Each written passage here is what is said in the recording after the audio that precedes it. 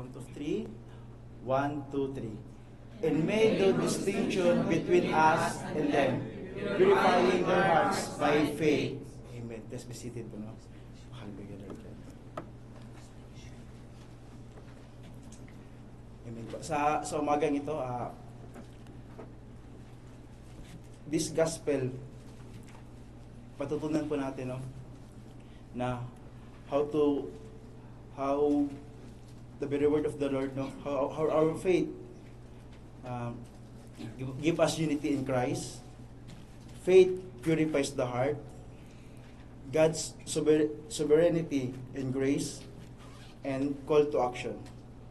Amen po. Sino po nakapagbasa na po sa Gawa chapter 15? Amen. Praise the glory to God. Alam po natin, no, yung buhay po ni Paul po, di ba? Amen. At saka si Bernabe po, praise God po sa mga nakakabasa po. Amen. Brief lang po na pag-explain po. Amen. During early church, amen. Early yung unang iglesia po. Amen po. During this time, ito po yung time po na pinaka-crucial po na sa mga unang mga sa church, kasi ito po yung time na kung saan marami silang mga inaabot po ng mga hentil. Amen po. Sa chapter na ito isang halagang pangyayari sa panahon ng unang simbahan, kung saan ito yung panahon na nagsimula yung early church ng pagpapalaganap ng mensahe, no, o yung salita ng Panginoong Diyos o ng Panginoong Hesus sa mga hentil. Amen po. Alam po ba natin yung hentil? Amen po. Amen. Amen. Hallelujah. Sa hindi po nakakaalam po sa hentil, ang hentil po, ito po ay tinutukoy sa sino mang hindi po Hudyo. Amen po ba? We consider ourselves as a hentil. Tama po ba? Sino po kinukonsider yung sarili na Jew? Wala. Amen. We are hentil po. Amen. Ito ay ginagamit na termino upang ilarawan ang mga bansa o mga tao na labas sa Israel. Amen. At ano naman po yung mga Hudyo or Jewish? Sila ay mga Israelita, or sila yung mga descendants ni Abraham, ni Isaac at ni Jacob. Amen po. They are designated by God as their chosen people. Amen po. During the old times po, amen, yung sa Old Testament. Dahil po sa pagpapalaganap po ng salita ng Panginoon ng mga early church, pinapalaganap nila yung salita ng Panginoong Hesus sa mga hindi Hudyo or tinatawag na hentil. Marami ang naabot. Marami po ang naabot po during this time nila Barnabas at saka ni Paul. Amen po. Sabi nga dito. Amen po. Amen po. So, ito po yung naging scenario po.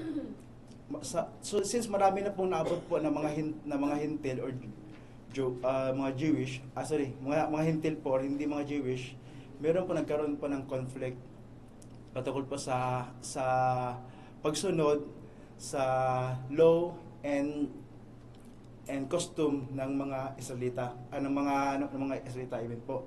At kaya ito po yung scenario. Sabi dito sa verse 1, sundan niyo po ako. May dumating doon na ilang tao mula sa Judea at nagturo sa mga kapatid, kapag hindi kayo nagpatuli, circumcised po yung tawag sa English yun, ayon sa kaugalian itinuturo ni Moses, hindi kayo maliligtas. Amen po to. Amen po. It is true. Doon sa Old Testament kasi, what is the meaning of circumcised? Ano yung pinaka-meaning po or essence po? Bakit sinacircumcise yung during that time sa kapanahonan ni Moses and Abraham?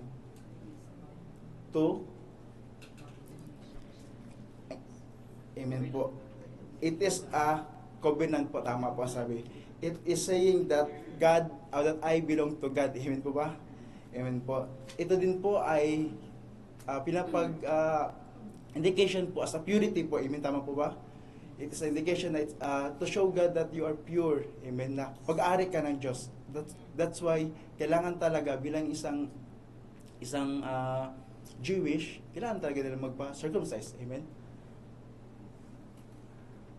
Mahigpit itong tinutulan ni Pablo at Bernabe. Naging mainitan ang kanilang pagtatalo, kaya napasya nilang papuntahin sa Jerusalem sina Pablo at Bernabe at ilan pang kapatid na taga Antigua upang ang suliraning ito ay isaguli sa mga apostol at sa pinuno ng iglesia. Amen po. Ano yung nakita ninyo? Although leader na sila Pablo at saka si Bernabe, because during this time, meron kasing mga Pharisees na iba yung sekta, iba yung paniniwala nila. Sa kanila, si Jesus Christ, Messiah lang. Amen po.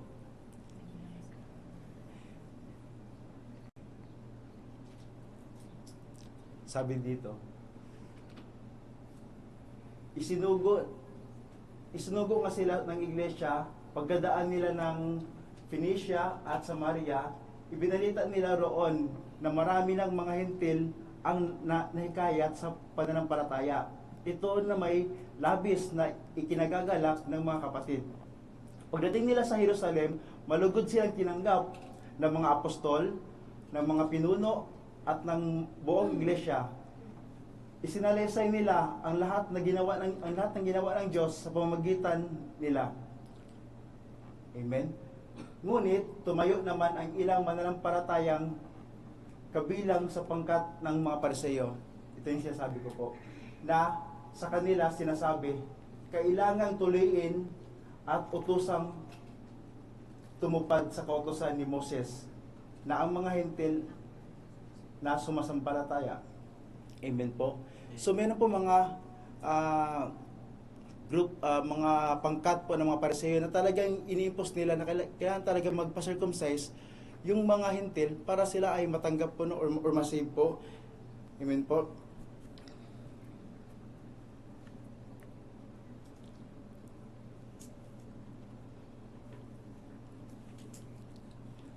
Amen.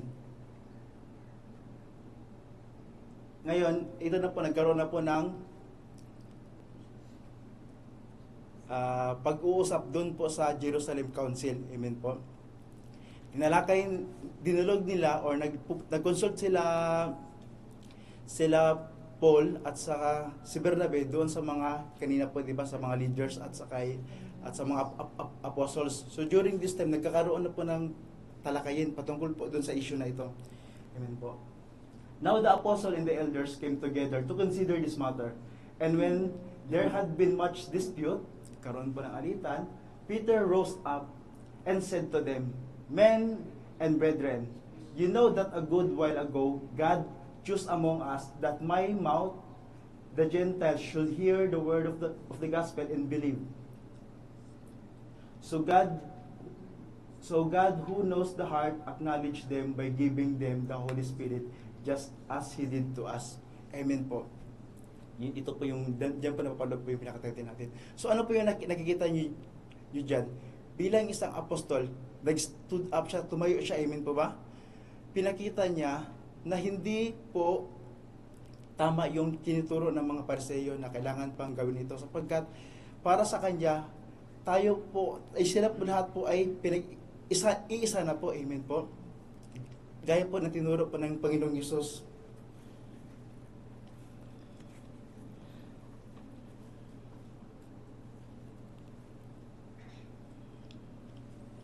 Amen. Sabi nga po dito na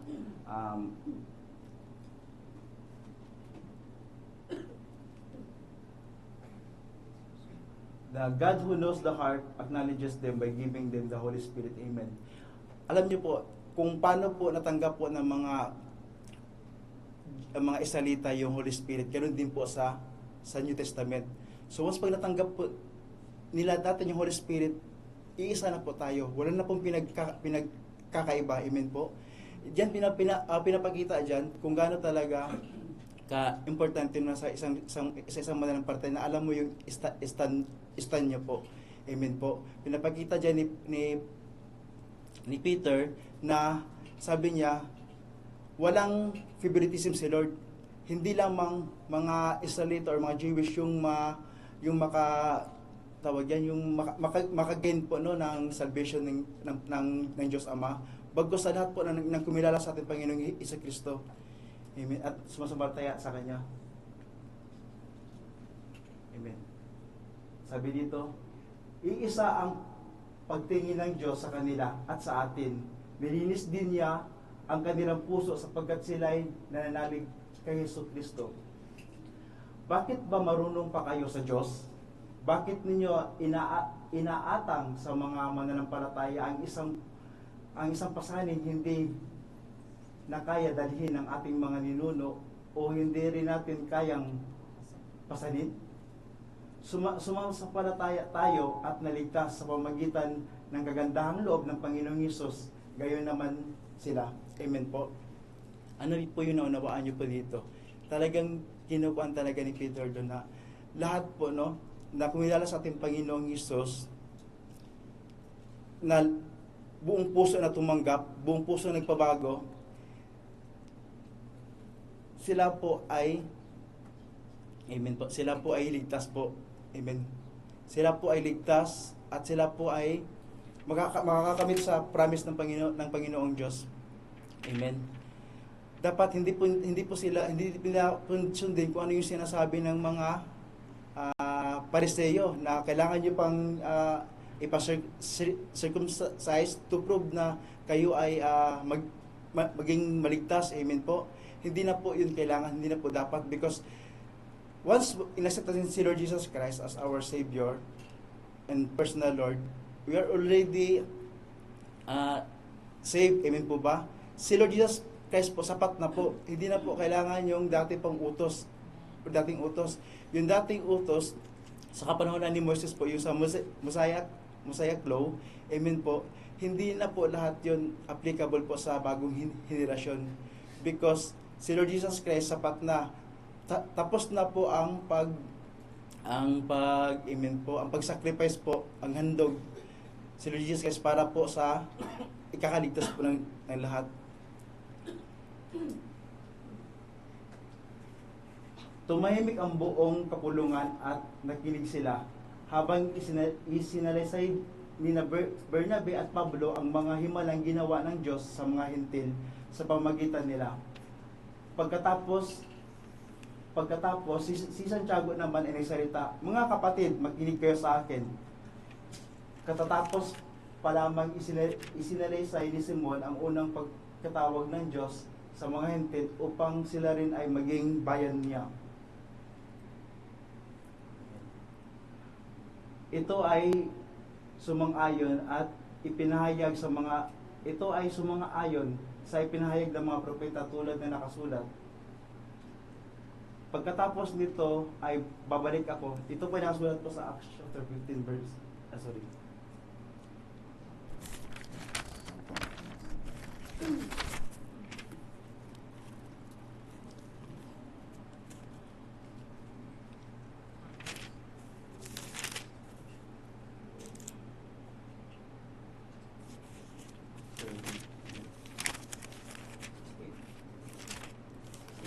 Hindi po yung pan ko yung ito, sabi po kasi dyan, ito yung sa dating propeta. Pagkatapos nito ay babalik ako at muli kong itatayo ang bumagsak na kaharian ni David. Muli kong itong ibabangon mula sa kanyang pagkaguho upang hanapin at sambahin ng lahat ng mga tao ang Panginoon ng lahat ng bansa. Sinawag ko upang maging akin. Ganoon ang sinabi ng Panginoon at napahayag ng mga bagay na ito mula pa noong una. Kaya't ang pasya ko ay huwag nating gawing mahirap para sa mga hintil ang paglapit sa Diyos. Amen po ba? Naiikuan na po ito ng isang propeta po, no, na darating yung araw na ibabalik muli ng Diyos ang tabernacle po ni David po. Amen po ba? para po hindi lamang po yung mga Israelita ang makapagsamba sa kanya, bagos pati ang mga hintil po. Yun po.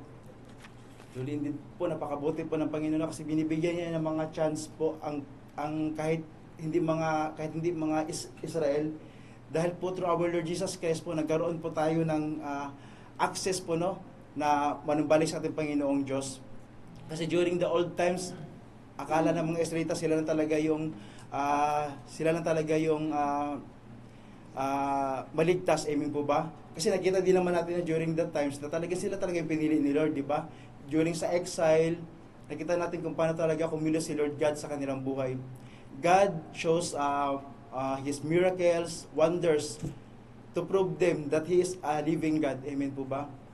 And during that times, na-witness natin kung gaano po kabuti si Lord God sa buhay ng mga Israelita. But remember, during sa new times, kahit hindi man tayo mga Israelita, amen po ba? Nakita natin na si Lord gumagamit siya ng kanyang mga lingkod, lalo na yung katulad ng mga apostoles, mga ganyan, to preach His very word sa buong nation, na kahit hindi tayo Israelita, kahit hindi tayo yung direct descendants ni Abraham, ni Isaac, or ni Jacob, but still, si Lord ay hindi niya tayo binigo, no? Amen, no? His promise always firm. Meron talaga siyang binibigay na bawat isa, kaya pala tayo pagising natin, we are alive. Hanggat buhay tayo, ibig sabihin may plano si Lord. Amen po. Kaya nakikita natin na talagang inabot. Kaya nakaka-bless po sa buhay po ng mga apostles, katulad nila Paul, sila Peter, kung paano nila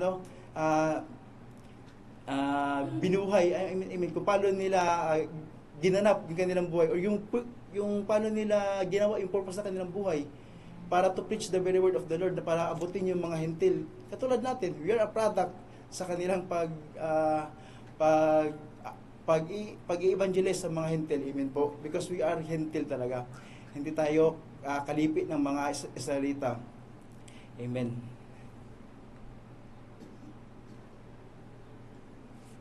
Sa halip, ito po yung naging tugon po ng mga leaders po, no, sa church at sa apostles. Sa halip, sulatan natin sila at sabihin, huwag kumain ng anumang. Ito po ang nangyari, no? Instead na i-circumcise yung mga hintil, at saka yun nga na dapat sundin ng mga hintil yung mga laws and customs ng mga Israel. Ngayon nagkaroon sila ng pagkakasundo-sundo na ito na lang yung dapat gawin. Amen. Sa halip, sulatan natin sila at sabihang, huwag kumain ng anumang inihandog sa Diyos-Diyosan, huwag makikiapid, huwag kakain ng hayop na binigti, at huwag kakain ng dugo. Amen po ba? Are we aware of this one? Since we are hintil, dapat alam po natin to. Amen po ba? Ano yung sabi dyan? God, hindi tayo magkakasala. Amen po. Hindi tayo, we are saved. But we must always remember, no, na meron tayong dapat gawin. Ano sabi diyan? Huwag kumain ng anumang inihandog sa mga Diyos-Diyosan. Amen po. Huwag makikiapid. Huwag kakain ng hayop na biligti, at huwag kakain ng dugo. Sino pa po ba dito ang kumakain po ng biligti na hayop? Example po, balot. Amen po. Sino po yung mga kumakain dati ng balot? Always remember that we are hindi po bagay sa atin, no, na bilang isang Kristiyano, na nakilala natin si Lord Jesus Christ. Hindi talaga sa atin bagay na kumakain ng mga, alam mo yun, yung binigti, yung hindi po siya na proper na pagpatay ba? Amen po. At ganoon din po, no, yung mga inaalay pa sa mga Diyos-Diyosan. Kaya nakakalungkot to tingnan sa atin, no? May mga altars, may mga naglalagay ng mga pagkain alay. Tapos mga ilang kuan lang kinakain din nila. Yun, masaya sila. Kung tingnan natin, no, kung talagang tayo ay nagbabasa ng Bible, alam natin sa ito ng Panginoon, alam natin bawal yung, tama po ba? So be aware po, no, lalo na po, no, pag-araw ng mga undas, minsan hindi niyo napapansin na parang inaalayan niyo pala yung patay. Alam niyo po, hindi na makakain yung patay, pero nag-aalay pa rin tayo ng mga pagkain nila, tapos maya-maya kakainin din natin. At saka yung pumupunta po ng mga piyesta, para sa mga piyesta ng patron, piyesta ng mga santo-santo, amen po. Actually, naging battle din yan po dati. Meron din tayong kanya. Meron kasi tayong mga sarili nating mga version ba, pang defense mechanism ba. Pumunta naman ako doon para magkaroon kami ng family reunion. Pero alam mo sa sarili mo, pumunta ka doon kasi may gathering, may kainan. Pero yung pinaka-purpose doon, kung bakit sila nagdaan, to celebrate the feast sa santo na yun. Amen po ba? So we must be aware of that. Amen. At yun din po uli, yung huwag kakain ng dugo. Sino po yung mahilig sa mga dinuguan? Na dati akala natin, pag may puto, dapat kasabay dinuguan. Pag wala yan, hindi kompleto yung handaan. Amen po. Ngayon, natutunan natin no, na yung dugo pala, it's a sacred for God. It is a symbolized as a life. Amen po. Kaya wag nating hayaan no, na bilang isang Kristiyano, although Kristiyano tayo, kakain pa rin tayo ng ganyan. Alam na natin kung ano yung dapat hindi natin gawin. Amen po. Ano yung four things to ponder? Ano yung things na dapat nating alalahanin? Una po dito, unity in Christ. Natutunan po natin doon. Kung may natutunan pa kayo. Faith purifies the heart. God's sovereignty and grace. Call to action. Unity in Christ. Pagkakaisa kay Kristo. During this time, di ba nakita niyo no? It is the early church. Doon sa early church na yun, nagkaroon po ng discussion, hindi pagkakaunawaan dahil iba-iba yung belief, iba-iba yung kanilang paniniwala. But ano yung natutunan natin bilang isang Kristiyano? Although mayroong mga ganyan na instances, but we must come up po, no? Na i-resolve na ang magiging purpose po to unite, amen po, unity, magkaroon ng pagkakaisa. And it is because we are all servant of Lord Jesus Christ, amen po ba? Kaya bilang isang mananampalataya, no, importante para sa atin, alam natin kung sino yung siniserve natin, amen po ba? Kasi pwede lang tayo mag-serve for the sake kay pastor, for the sake sa friends natin, pero darating yung time na may sarili tayong mga personal na mga agenda or mga action natin na hindi tama, amen po. Yan po ay magkakaroon po yan ng problema sa churches, lalo na po yung pagkakabahagi-bahagi, amen po ba? Yung magkakaroon po ng ito favor okay, ito kay kanang kuya, doon ako sa kanya, ito favor okay kuya, doon ako sa kanya, which is hindi maganda sa isang iglesia po. Tinuturuan tayo dito no during that early times na meron hindi pagkakaunawaan, pero dapat we need to resolve this one, na yung pinaka-purpose na maging maayos kayo, kasi as long na kayo ay lingkod ng Panginoon, alam mo yung purpose mo kung bakit ka nag-a-attend ng church, kung bakit ka napabilang sa ministeryo na yan, is to celebrate God at is to honor God, is to, yung ministering mo ay para to worship the Lord, amen po ba? Hindi po para po sa, kasi parang trabaho ko na to, parang dapat ito yung gawin ko. Dapat hindi ganun. Alam natin yung kung ano yung purpose natin. Kasi kahit sa ganun, kahit sampu na meron kayong mga konting-konting na hindi pagkakaunawaan, pero alam niyo kung sino yung pinaglilingkuran ninyo, magkakaayos din kayo. Amen po ba? Katulad dati, pag pumupunta tayo sino pa nakaalala nung pumunta po ng Riyadh, di ba minsan mayroong hindi unawaan doon sa lokasyon, di ba? Iba-iba yung mga route. Pero ano nangyari? Meron mga diskusyon, maliliit na diskusyon, pero alam natin na lahat tayo ay Kristiyano at meron tayong fellowship to give glory to the Lord. Kaya pinoprotektahan natin ang ating mga sinasabi na hindi tayo makapagsabi ng mga pangit na salita. At saka pagdating doon sa pinaka main goal talaga natin, doon nakikita mo talaga yung isang buhay ng Kristiyano, no?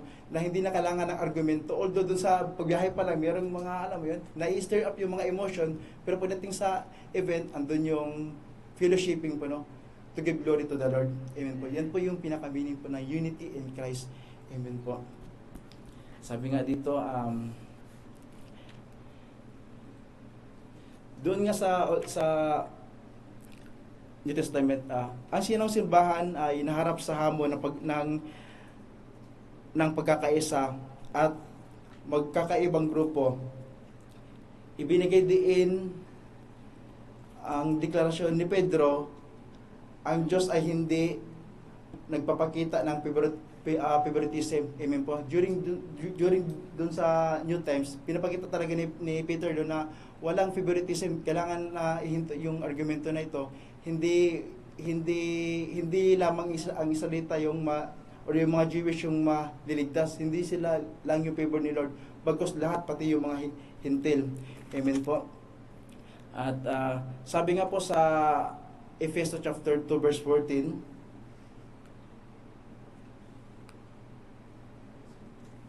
sapagkat si Kristo mismo ang nagbigay sa atin ng kapayapaan dahil ang mga Judeo at ang mga Hintil ay kanyang pinag-isa. Amen po. Pinag-isa na po ang mga Hudyo at mga Hintil. Sa pamagitan ng kanyang katawan, pinawi niya ang alitan na parang pader na naghihiwalay sa atin. Amen po. Because of our Lord Jesus Christ, tinatanggal niya yung barrier na nagpapasiparate sa bawat isa o nagpapahiwalay sa bawat isa. Amen po.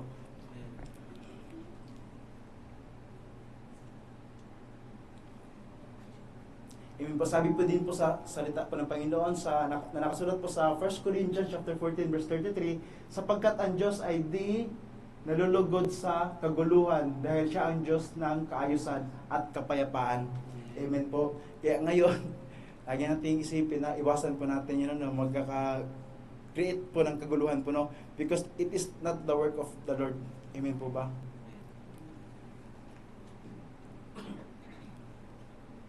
Faith purifies the heart. Amen po. Paano po ba napapurify po ng faith yung ating puso? Amen po. Kung naalala niyo po, no, my dear brethren, tayo po lahat po, no, dumating po tayo sa pinaka-darkest po na ating buhay. Mahirap po talaga magbago yung isang tao, no, pag hindi mo nakilala si Lord Jesus Christ. Amen po ba? Walang isa sa atin na kayang baguhin yung sarili natin, the way tayo mamuhay, yung vision natin, hindi natin kaya baguhin kung wala tayong faith to our Lord Jesus Christ. Totoo po yan. Amen po na. Madali lang kasi sa atin na kilala natin si Lord Jesus Christ. Madali lang sa atin na alamin kung ano yung pangalan niya, alamin yung kabutihan niya, yung alam niyo, iti-take for granted yung mga biyaya niya. Pero yung talaga, yung totoong pananampalataya sa kanya, pag wala to, pag kulang to, talagang hindi talaga tayo fully na ma-purify ni Lord. Amen po. Marami sa atin, marami mga Kristiyano na nagfe-fail sa, alam niyo po, sa pagbabago po, no? Dahil po sa kasalanan. Tama po ba? Hindi kasi natin alam na kahit yung maliliit na kasalanan, ito ay nag-create po ng nagpapalaki. Amen po. Bilang isang Kristiyano, lagi nating isipin, no? Kaya pala araw-araw kailangan nating manalangin. Amen po ba? Kailangan nating dumuri sa Panginoon, humingi ng kapatawaran sapagkat prone tayo sa ating kasalanan. Amen po. Hanggat hindi tayo tuluyan na nagpapalago sa ating pananampalataya, sabi nga diyan, faith purifies the heart. Kung hindi pa tayo lumalago sa ating pananampalataya, patuloy pa rin tayong sumasaso sa kasalanan. Amen po. So makikita talaga natin yung difference sa tao na talagang nagpapalago siya sa pananampalataya kasi the more siya nagkakaroon ng na kaka-covered ni Lord. Amen po. Mas the more na purify ni Lord yung kanyang puso para hindi siya gumawa ng mga bagay na hindi kalugod-lugod sa Panginoon. Kaya I urge you mga kapatid, maging sa akin po, no, turo sa akin, no, kaya hindi tayo naging gagamit-gamit ng Panginoon. Kasi may mga tinatago tayo ng mga darling sins, mga problema mga struggles natin, mga na dapat nating isuko sa ating Panginoong Diyos. Lagi nating isipin, pag hindi natin isuko yung mga alalahanin natin, mga problema natin, mga kasalanan natin, maliit man or malaki, always remember na walang lihim na hindi nabubuyag sa Panginoon. Lahat ito ay naihahayag. Hanggat tayo ay buhay pa, mga brethren, alam mo, mahirap, no? Na hanggat hindi natin to isusuko sa Panginoon, hindi tayo makakalaya nito. Tama po ba? Huwag nating asahan na araw-araw tayo ay buhay. Amen po. Bawat oras tayo ay buhay.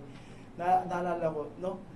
Gaano ka man kaingat sa iyong sarili, sa iyong health, pero anytime, kaya ni Lord kunin yung buhay natin, or bigyan tayo ng sakit, bigyan tayo ng karamdaman, tanggalin yung mentalidad natin na ability, na tamang pag-isip. Amen po. Kaya wag natin nung paghinayangan ba na instead na opportunity na natin to na manubalik sa Panginoon para magkagamit-gamit siya, wag natin hayaan na hindi mo na akong mag-a-attend, hindi mo na akong paggamit sa Panginoon kasi may time pa naman. Next time na lang. Dito itinuturo sa atin na talagang itry natin na magpagamit sa ating Panginoong Diyos. Amen po. Isuko natin ating kasalanan. Yun pa kayo na, yung circumcise. Yung circumcise kasi, di ba, yung physical, hindi yun ang pinaka-importante, no?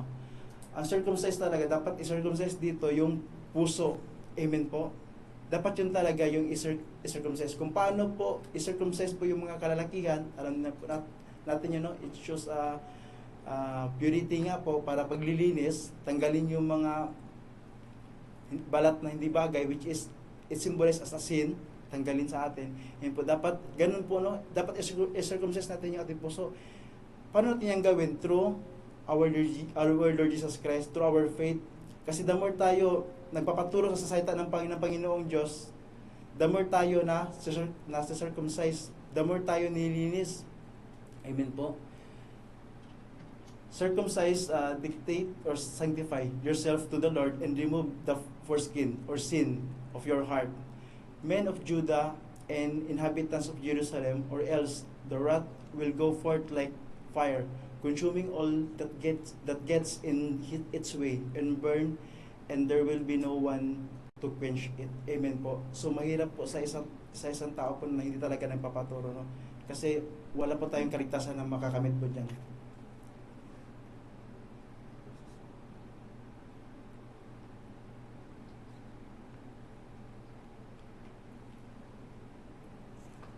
Sabi po dito sa Romans chapter 2 verse 20 to 29, for he is not a real Jew, who is only one outward, nor is true circumcision something external and physical, but he is a Jew who is one inwardly, and a true circumcision and is circumcision of the heart by the Spirit, not by the fulfillment of letter of the law. He prays is not from men, but from God. Amen po, no? Kaya sabi nga natin na dapat yung circumcise natin yung ating puso, no, lilisin. Hindi kasi yan nagpapakita ng pakitang tao lamang po, di ba? Alam naman po natin yung mga Pariseo, they are more on laws ni Moses, dapat ito to, dapat sundin to, parang legalistic po ba, tama po ba? Amen po ba na dapat ito yung sundin natin para tayo ay maligtas. But always remember, no, God is look after our heart. Kung ano ba yung motives natin, kung bakit natin yun sinusunod. Yung motives ba ay para lang to show them na nagbago ako, kailangan ko itong gawin, kunwari lang. Amen po. Si Lord, ang gusto talaga ni Lord sa atin, na talagang baguhin talaga natin yung inward, yung ating puso, sa ating puso, yung mindset natin, yung ating puso, the way tayo mamuhay, na dapat yun ang pinakabaguhin natin, yun ang dapat natin i-circumcise, or yun ang dapat natin i-purify, or magkaroon ng purity. Kasi mahirap din talaga sa Panginoong Diyos. Mahirap para sa atin na lumapit sa Panginoong Diyos pag hindi tayo wala tayong purity sa ating puso. Amen po. Mahirap din maligo sa Panginoon pag talagang kulang tayo sa pananampalataya. Amen po. Which is ang pinaka-base po ng pag-purify po is through our faith. Kasi the more tayo na lumalago sa pananampalataya, the more natin masabi with proudness na, Lord, handa na ako, Lord, na maging lingkod mo, Lord. Use me, Lord God, take absolute control. Kaysa may kasalanan ka, Lord, parang intro lang. Kasi alam mo, within yourself, sa sarili mo, may something sa atin na hindi pa natin sinusuko.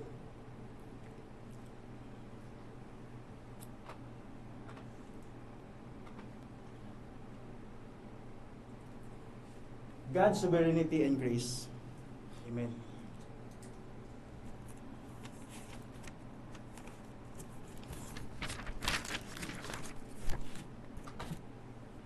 Sabi dito,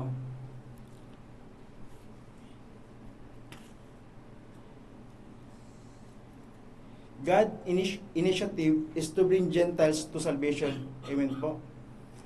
Si Lord, ang initiative niya is to bring Gentiles to salvation. God knows our purpose. Tama po ba? Kaya nga tayo, kiniit ni Lord to be a worshiper ni Lord, di ba? Para siya ay purihin. Kaya yun ang pinakakuan talaga ni Lord, to bring us back to His arm. At wala pong exemption yan. Lahat po. Lahat po ay makakamit po ng salvation through whom? Through our Lord Jesus Christ. Amen po. Kailangan lang po natin i-accept si Lord Jesus Christ sa ating buhay. Tayo ay sumampalataya sa Kanya. Sabi nga dyan sa Romans chapter 3 verse 22, pinapawalang sala ng Diyos ang lahat ng sumasampalataya kay Kristo Jesus sa pamamagitan ng kanilang pananalig sa Kanya, maging Hudyo man o Hintil. Amen po ba? So, lahat pala ay lahat pala na tumanggap sa ating Panginoong Jesucristo na may totoong pananalig ay maligtas po. Amen po. So, only through our Jesus Christ alone. Amen po ba? Kaya mahirap sa isang tao na hindi siya nakakilala ng lubos sa Panginoong Jesucristo at kiniklaim niya na siya ay ligtas na. Amen po ba? So, the best talaga sa isang mananampalataya na alam mo yung tinatayuan mo na ikaw ay ligtas na, kung ikaw ay tunay na nakakilala sa Panginoong Hesus at sumasampalataya na may gawa. Amen po. Na andun yung obedience, andun yung obedience sa kanyang mga salita, andun yung pagkikipagdiig mo kay Lord Jesus Christ, o may relationship talaga tayo kay Lord Jesus Christ, yun ang pinakadapat puno sa isang mananampalataya. Kasi without that, useless lang na makilala natin si Lord Jesus Christ. Amen po ba? Magiging in vain lang yan. Kasi katulad nga, kahit nga mga demons nga, alam nga nila si Lord Jesus Christ, di ba? Nanginginig pa sila.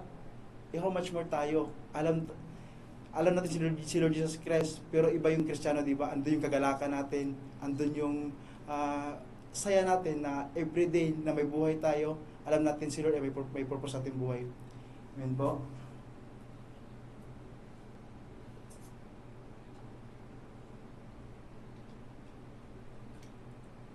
Sabi dito, and He said to me, sa 2 Corinthians chapter 12 verse 9, and He said to me, my grace is sufficient for you, for my strength is made perfect in weakness. Therefore, most gladly I will rather boast in my infirmities, that the power of Christ may rest upon me. Amen po. Totoo po yun, no? Because by God's grace po, no, tayo po ay pinaging dapat po nating Panginoon, no? Na minsan, akala natin wala na tayong lakas, pero by God's, kahit may karamdaman ka, mahina ka, pero by God's grace, pag atin mo dito, masigla ka pa rin. Amen po. Alam niyo ba kung ano ba talaga yung grace? Nakaka-bless po, no? Kasi yung grace, hindi po siya hindi po siya nakukuha, no, na bibili. Amen po. Talaga yung grace, binibigay na ni Lord na kusa. Amen po. Kaya napakabuti ni Lord sa bawat isa na nakakaranas ng kanyang biyaya. Amen. Na palagahan po natin yan. Amen po, no? Lahat po, no, ay may sapat na biyaya si Lord para sa atin lahat po. Amen. Kaya wag nating ibaliwala yung biyaya ni Lord natin naranasan sa araw.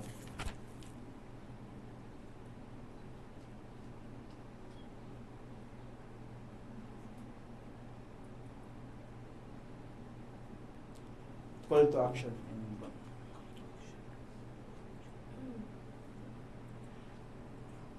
Kaya't habang kayo'y, sabi pa sa Matthew chapter 28 verse 19, kaya't habang kayo'y humahayo, gawin ninyong alagad kung ang mga tao sa lahat ng mga bansa, gawin ninyong alagad ko ang mga tao sa lahat ng mga bansa, bautismuhan ninyo sila sa pangalan ng Ama at ng Anak at ng Espiritu Santo. Amen po. During po dun sa early church po, nakita po natin, no, na after po nila nagkaroon po ng diskusyon, after nila na-settle yung issue, nag-come up sila ng anong dapat gawin. Amen po. Yan po yung bilang isang Kristiyano, no, hindi lamang po as in discussion lang, as in settle lang, hindi po tayo doon lang lamang huminto. Bagos dapat umaction po tayo, no, kung ano yung next nating dapat gawin to propagate the very word of the Lord. Amen po ba? Kaya we as a Christian, meron talaga tayong, kahit hindi ka man talaga, wala kang gift na evangelism, meron talaga tayong purpose, no? Ano yung sabi nga? To preach His word to all nation. Tayong lahat po ay kailangan talaga mag-evangelize. That is our very word. Kasi bakit nga, sabi nga, yung sa dating turo, huwag tayong maging creed. Huwag tayong maging creed sa pananampalataya na natanggap natin. Hayaan natin, ibigay natin ito sa mga higit lalo na nangangailangan ito. Marami talagang mga tao na nakakaawa din talaga sila, no? Pag hindi, alam mo, hindi sila kaya masolusyonan ng pera lamang. Because through the word of the Lord, maraming mga empleyado na nakakasalamuha, ang daming problema sa pamilya, financially or mga ano, or sa trabaho nila. Pero wala silang kapayapaan, palagi silang pagod, alam mo 'yun, palaging balisa. Kahit bigyan mo sila ng pera, 1 hour or pagkain, ilang minuto lang, wala, ganun pa rin sila. Amen po. Kaya ang pinaka-best talaga na alam nyo na pwede nating ibigay sa kanila na solusyon talaga, ilagak natin sila sa pananan natin Panginoon Diyos. I-share natin yung pinaka-very word ni Lord na maging foundation ng kanilang pamuhay po. Na sa araw-araw na habang nakikinig sila sa salita ng Panginoon, alam nila na may purpose yung buhay nila. Amen. Na lahat ng mga struggles nila, lahat ng mga naranasan nila ay hindi to magtatagal because mayroong Diyos na tutulong sa kanila. Amen po. Si Lord po ay may promise po sa bawat isa, sa bawat nakakilala sa Kanya. Pero yung promise na yon, alam lang yon ng mga nagbabasa po ng Bible. Alam lang yon ng mga totoong nakakilala sa Panginoon Diyos. Amen po. Alam lang nun ng mga alam yung Word of God. Amen po. Kasi once nga, pag hindi natin sila yung mga tao na mga ganyan, pag hindi natin naibigay o na-share yung Word of God, hindi nila kaya baguhin sarili nila. Amen po. Kaya sabi nga na iba wala daw yung word na depression dati. Amen po. Pero ngayon, masyadong malala na. Amen po. Lalo na sa Pilipinas, lalo na sa mga young age ngayon, mga teenager, pag sa pamilya, pag may problema, tawag yan, may depression. Love life, depression. Madali sa kanya sabihin yung depression. Pero iba pala talaga yung may Diyos ka na pinaghahawakan. Bakit problemahin yung bagay na hindi mo naman kontrolado sa Pilipinas naman? Samantalang andito ka, alam mo may Diyos ka, inaaway ka nila, wala namang paida. Lumapit ka kay Lord, let your sorrow or let your problem turn into papuri sa Panginoon or joy. Amen po. Kasi may mga time na nagkakaroon ng problema doon, bibigyan ka nila ng problema, wala ka namang alam sa problema. Instead na problemahin mo yun, huwag mo nang problemahin kasi hindi lahat ng bagay kaya natin i-control. Let God take control. Once pag alam natin kung sino yung Lord na pinaglilingkuran natin, alam natin na kaya niyang i-resolve lahat ng mga bagay na hindi natin saklaw. Amen po. So, at this very word of the Lord sa call to action, meron tayong dapat gawin. Mag-evangelize tayo. Hindi ito para sa ating sarili, because para ito sa Diyos. Amen po. To propagate His very word, which is yan ang bilang isang gampanin natin bilang isang manampalataya. Habang buhay tayo, gawin natin yan. Amen po. Amen. Amen po.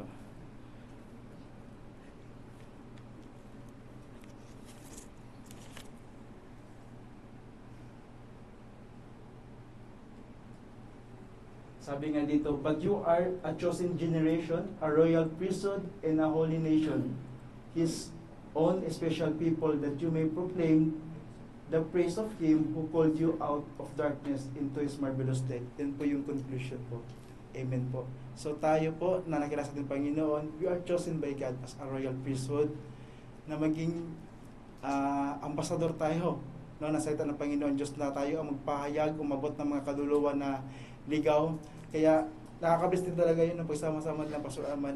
Marirealize kung gaano pala ka-importante sa isang mananampalataya yung pag-abot po, yung tawag yan, yung mga kahinaan ba nila na intindihin mo na wala ka namang pakialam sa kanila pero alam niyo yung marirealize mo na ang buhay ay hindi siya permanente. Sabi ko kanina sa isang iglap lang kayang walain ito. Ngayon okay ang pag-iisip mo, next time wala. So, ibig ko sabihin ba, hanggat, sabi nga nila eh, actually napan ko kasi ito sa Facebook din, na kung talagang tunay na may kuan ka, may pagmamahal ka, o may concern ka sa kapatid, akayin mo siya sa Panginoon. Wala na maraming salita, sabihin mo lang, come with me, try mo lang na makasama si Lord Jesus Christ sa panambahan. And let God, no, mag-reveal ng very word ni Lord sa kanya at magtanim sa kanyang puso. Amen po. Malaking bagay po no, sa isang Kristiyano talaga na i-share natin yung word ni God. Amen po. And you know also sa isang mananampalataya, lagi nating isipin no, na sa bawat segundo, minuto ng ating buhay, hindi natin to hawak. Ang may hawak ito ating Panginoong Diyos. Kaya hanggat nagagamit pa tayo natin Panginoong Diyos, i-maximize natin, amen po, no? Yung paggamit niya sa atin. But it takes sacrifice, acceptance, amen po. Kailangan talaga magsakripisyo para lumago yung ating pananampalataya. Kailangan talaga meron tayong action na dapat gawin, amen po. Hindi lamang po oo nang oo lang, bagkus dapat tayong gawin, amen po. Amen po, hallelujah. Yun lang po ang pinakamisahe ko sa araw na ito. Kahit tayo po lahat po ito ngayon.